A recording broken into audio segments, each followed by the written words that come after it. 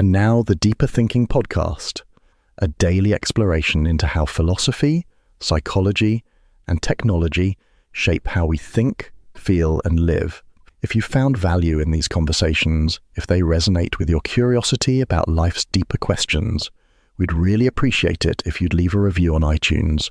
Your words help others find their way here and give us a warm, fuzzy feeling. Thank you.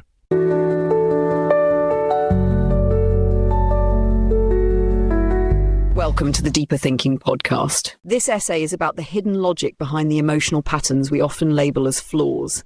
Behaviours like self-sabotage, emotional withdrawal, people-pleasing, or chronic guilt. That, in truth, were once adaptive strategies developed in childhood to navigate fear, instability, or emotional absence.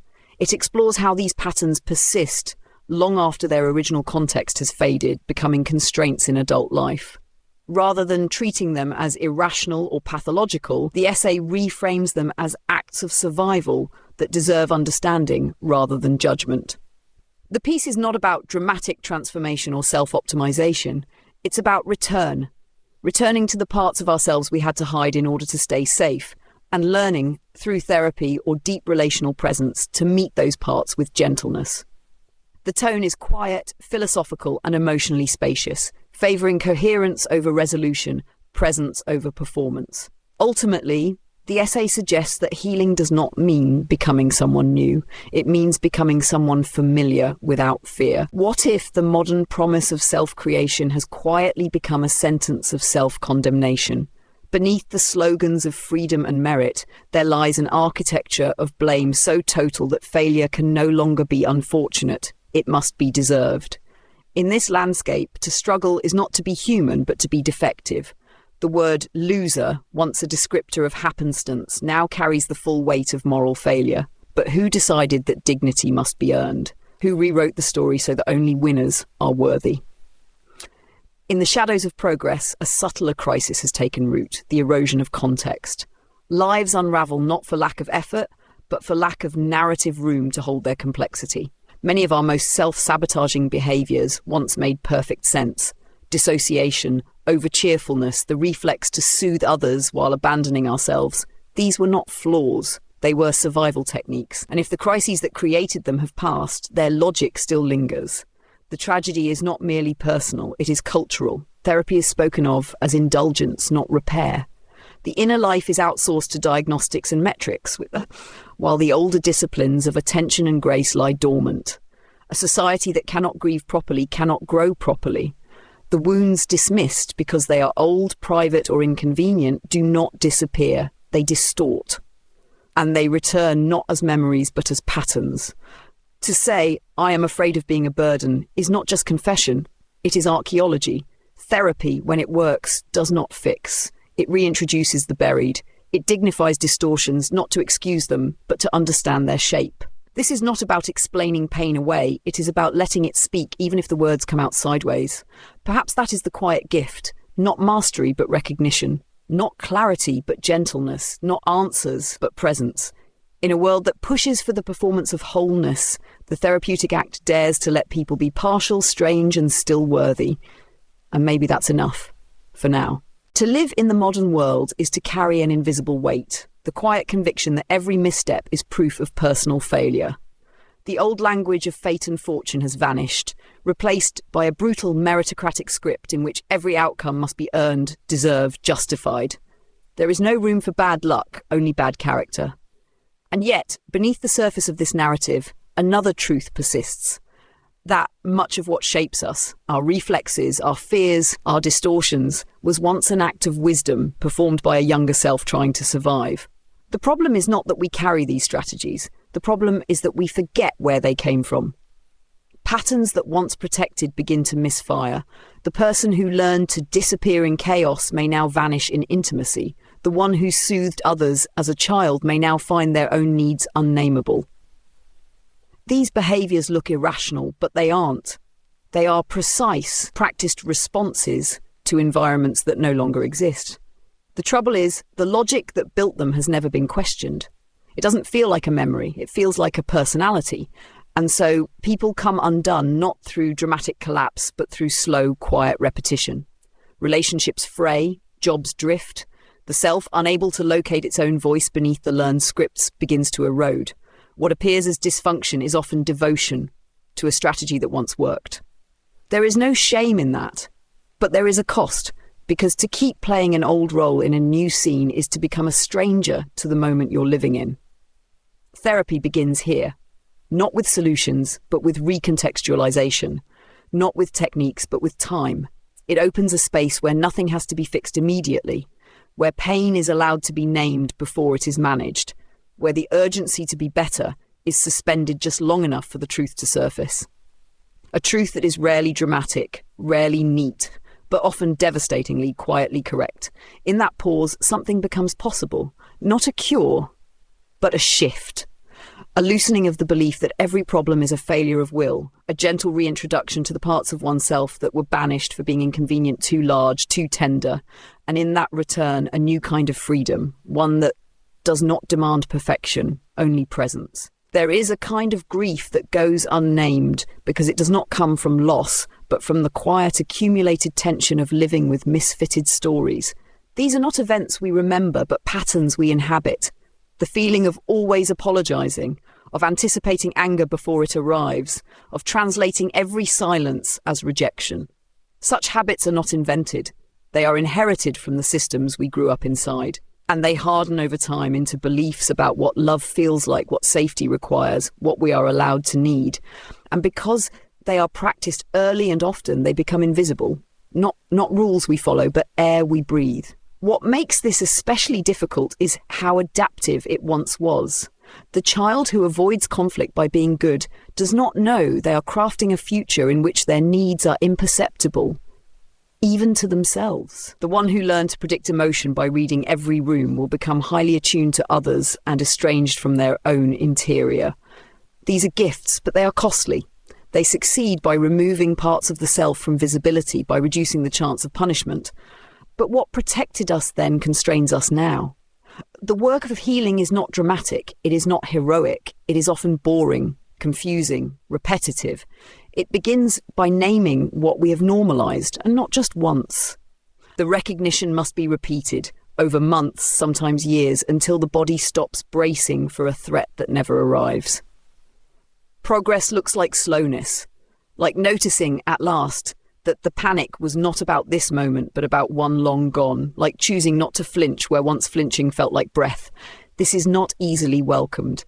To admit that pain may be old is not to blame the past. It is to unhook the present from the obligation to bear it alone. It is to trace the outline of what we once couldn't say and to see that silence as strategy, not failure. The adult is not correcting the child. The adult is finally listening.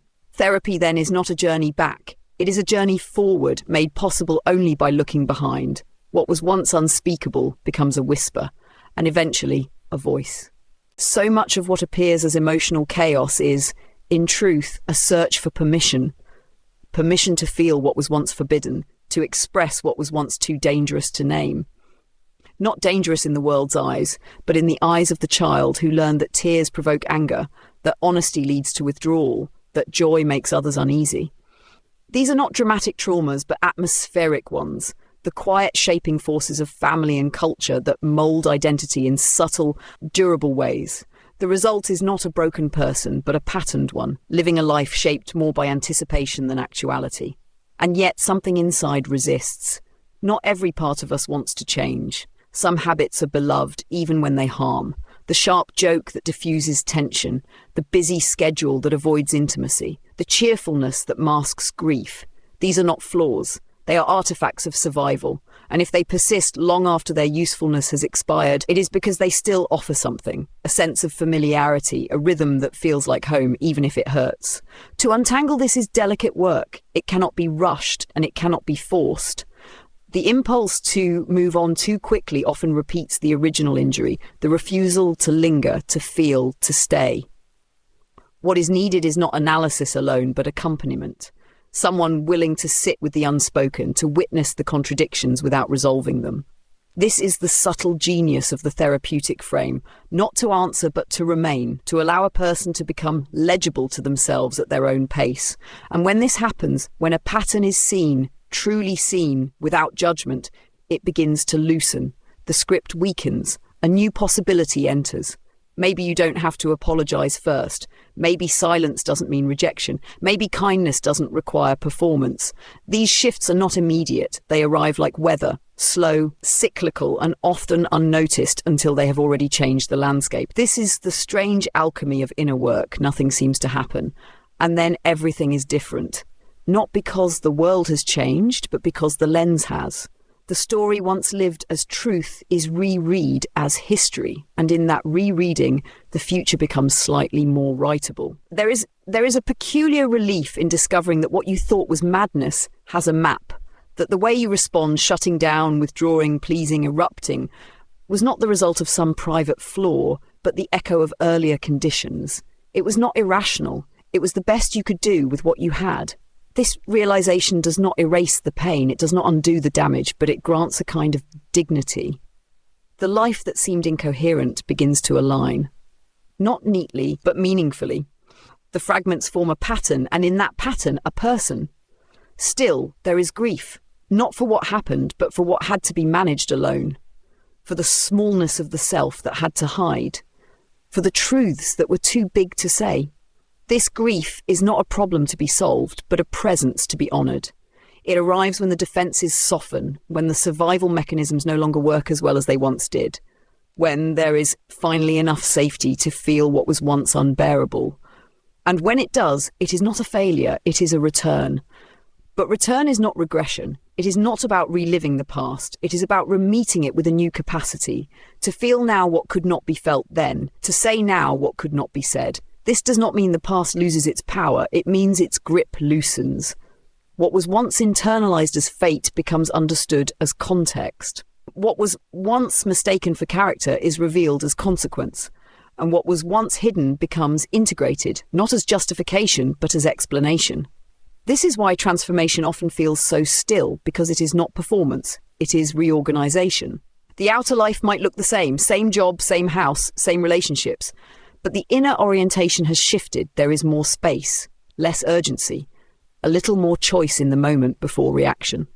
And that space, that breath, is the beginning of freedom. It is not a dramatic freedom. It does not promise reinvention. It promises presence, to sit with oneself without flinching, to stand inside a feeling without fleeing, to offer to the present a self that is no longer edited for safety, not because all danger has passed, but because at last you know what the danger was, and you are no longer living inside it. Underneath the surface of many adult behaviours lies a buried logic, formed not in adulthood, but in childhood, when the mind did what it could with what it had. What now seems like self-sabotage, once a brilliant adaptation. The child who numbed themselves to survive conflict becomes the adult who vanishes when intimacy deepens. The one who became the joker to lift a heavy household mood now finds sorrow unapproachable. These are not quirks or flaws. They are precise emotional technologies built under pressure. The tragedy is that we forget who built them and why. The grief that follows is not loud. It is the quiet ache of realizing how much of life has been shaped by absence, of warmth, of safety, of permission. But this is not the grief of a single event. It is the slow mourning of unlived possibilities, the shadow of what might have been had tenderness arrived earlier. And because these losses are diffuse, never fully seen, rarely acknowledged, they resist resolution. There is no eulogy for the self that never got to show up, and so the sadness lingers, often unnamed. We do not grieve these things openly. It feels too strange, too indulgent, too unprovable. Yet unacknowledged grief does not disappear. It becomes heaviness, restlessness, a mood that will not explain itself. It seeps into how we work, how we love, how we speak to ourselves in the dark. And still, we tell ourselves it's nothing, just tired, just a phase, just a mood. But what if it's not? What if it's a story that was never allowed to finish? Therapy at its best creates the conditions where that story can be remembered, slowly, safely, without spectacle. It does not deliver epiphanies, it offers repetition. The same fear surfaced again, but this time met differently. The same guilt spoken aloud, but this time not punished. There is nothing glamorous in this. It is painstaking, often ambiguous. But over time, something shifts. The behaviours once lived as destiny are reframed as memory. The logic once hidden begins to loosen. And in that space, the self reorganises, not into something new, but into something finally seen. Healing does not always feel like progress. Often it feels like confusion, like slipping backwards, like forgetting how to pretend. This is not failure. It is the unravelling of strategies that no longer fit. The parts of us that once stepped forward to keep us safe begin to step aside. But what replaces them doesn't arrive immediately. There is a gap, an in-between. And in that space, we feel exposed, as if something has gone missing, when in fact something hidden is beginning to return. This is why healing often begins with disorientation. The reflexes that once managed shame, fear, guilt, they begin to pause. And in that pause, the feeling surfaces, not the explanation, not the tidy narrative, just the feeling, raw and unstructured. Sometimes it is sorrow, sometimes it is dread, sometimes it is nothing but a blankness that scares us more than pain. We ask, what is this? But the answer, if it comes, is not in words, it is in the slow capacity to stay present without fixing. In therapy, this moment is sacred, not because it is dramatic, but because it is honest. A person is no longer performing themselves. They are not explaining, not convincing, not decorating their pain with insight. They are simply there, half disassembled, unsure. And that is enough. Because if someone can be met in that state and not turned away, something begins to repair. Not the past, not the memory, but the nervous system, the self-permission, the trust that being unguarded might not be dangerous. There is no speed to this, that there is no definitive mark that says, you are now whole. Wholeness itself is a kind of mirage. What matters more is coherence, the sense that your inner life no longer contradicts itself so violently, that your grief is not exiled, that your fear does not have to shout, that your needs do not have to arrive disguised as someone else's comfort. This is the quiet shift that therapy seeks, not transformation but reconciliation. And when it comes, it does not announce itself. It shows up in small moments, in not apologising for speaking, in not bracing before entering a room, in staying in a conversation even after something uncomfortable has been said. These are not grand triumphs. They are not even visible, but they are the signs of an inner life that has stopped living against itself. The journey out of old patterns rarely begins with choice. It begins with collapse. The performance of coping falters, the mask slips, and something long held at bay makes itself known, not with force, but with a quiet, undeniable ache. The defences no longer defend. The stories no longer explain. What once worked now merely exhausts. And in that exhaustion, something new is possible. Not resolution, not reinvention, but the earliest trace of honesty. This honesty is not verbal. It is often physical, a fatigue that won't be reasoned with, a restlessness that interrupts sleep, a silence that fills the room without asking. These are not signs of weakness. They are the body's intelligence, surfacing where the mind has tried too long to manage. The ache is not failure, it is the cost of having survived by dividing yourself. And now at last, the cost has become visible. Therapy does not erase that cost, it names it, and in naming, returns it to meaning. Not to blame a younger self, but to honour them, to see that their distortions were not delusions, but designs crafted precisely under pressure with limited tools and infinite instinct. These designs are not easily undone, but they can be retired with time, with presence, with the slow practice of being met as you are, not as you perform. There is something profoundly tender about this work. It requires sitting with truths that have no tidy edge. The love for a parent who harmed you, the guilt for having outgrown your family's story, the envy that coexists with pride. These feelings do not cancel one another out. They coexist, and learning to let them stand together, unresolved, unmapped, is what loosens the binary thinking that pain so often imposes. Eventually the question shifts, no longer what's wrong with me, but what have I carried for too long? The answer is rarely simple, but it is softer. And in its softness, something long forgotten returns. Not hope exactly, but readiness. Not to be better, but to be here, without armour, without rehearsal, to live, finally, in the present tense of your own life. To become aware of one's patterns is not the same as being free from them. Awareness is a beginning, not a cure. There is often a lag between insight and transformation, a stretch of time in which the old behaviours still surface, even as you understand them more clearly. This is not failure. It is the body's memory catching up with the mind. Change, when it's real, is not performative. It is cellular, and that takes time. This is where discouragement often appears. You realize why you freeze in conflict, why you soften your tone to avoid rejection, why you retreat when love feels too close. You know the origin, the emotional mathematics behind each move, and still in the moment, the body chooses the old path. This is disheartening, especially in a culture that confuses knowledge with mastery. But therapy offers a different logic, that to see clearly is not to fix, but to begin a new kind of repetition, one where each recurrence becomes a chance to stay rather than flee. Staying does not mean pushing through, it means noticing the tensing, the story beginning to spool, the need to exit rising like a tide, and pausing, not to suppress, but to relate differently, to say quietly within yourself, I see what this is, I know where this comes from, I don't have to obey it this time. Sometimes you will still obey it. That's allowed. The aim is not purity, it's permission to try again. The real shift is often subtle. An inner voice that once whispered shame now whispers context. The sting of guilt slowly replaced by the recognition of pattern. The urgency to fix your sadness replaced by a willingness to sit beside it. None of this looks impressive from the outside, but inside it is tectonic. You are reparenting the frightened parts of yourself. You are becoming the adult your younger self needed. And even if you never say those words aloud, your nervous system will feel the difference.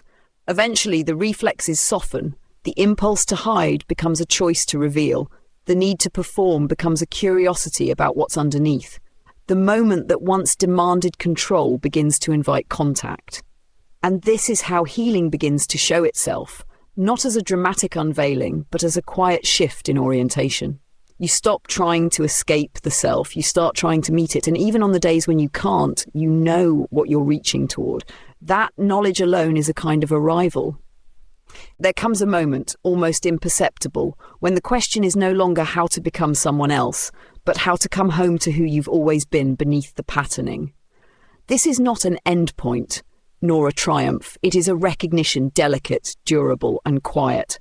The armor loosens, the striving softens. You no longer seek to explain yourself in every room. You begin to trust that you can be understood, even when you are not performing clarity. This is what the therapeutic process at its most humane attempts to hold, not the perfection of insight, but the endurance of self-compassion. To return again and again to the complexity of your own life without turning it into an indictment.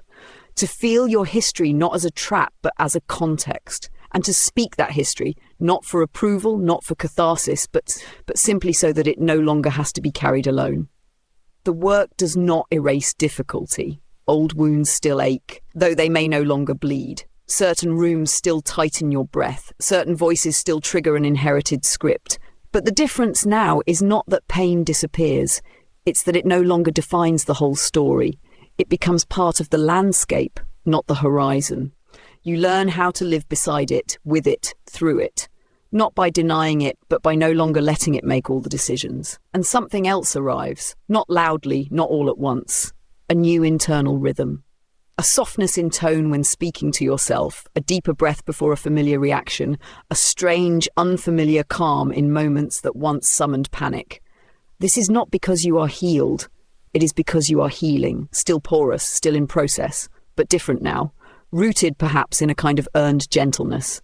In the end, healing rarely feels like revelation. It feels like return to the body, to the moment, to the self as it is, no longer edited for survival. And what emerges is not a new version of you, but a quieter, truer one. The parts that once hid step forward, not to take over, but to belong. And you realize you are no longer at war with your own story. You are walking with it. And that, quietly, might be what freedom really means. Until next time.